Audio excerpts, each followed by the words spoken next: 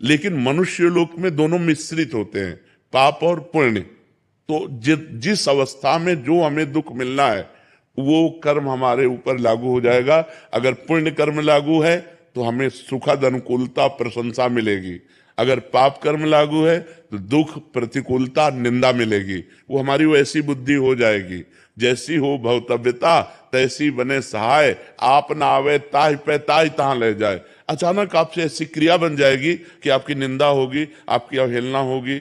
अचानक आपसे ऐसी क्रिया बन गई, दांव लग गया कि आपकी प्रशंसा होगी, आपकी जय जय हो जाएगी। वो पूर्व कर्मों का विधान चल रहा है। तो फिर मनुष्य जन्म में महानता क्या है?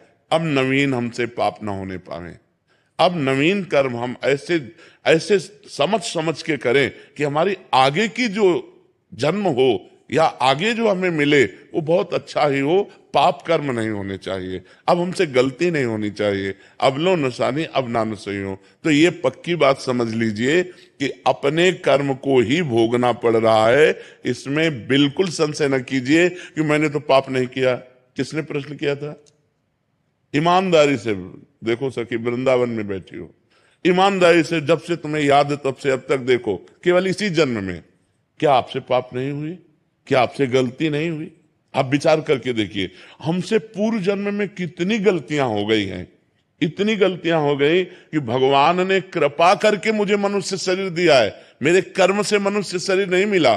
कबहू का करी करुणा नर देहि, देत ईश बिन हेत सनेहि। अब भी भगवान की कृपा देखो कि आप साधु समागम में बैठी हो, आप वृंदावन आई हो, संत समाज में बैठी हो। अब मोहि भाव भरोस हनुमंता, बिनु हरि कृपा मिले नहीं संता। तो भगवान तो आपको दुलार ही कर रहे हैं, भगवान तो आपको कृपा ही कर रहे हैं, पर हमने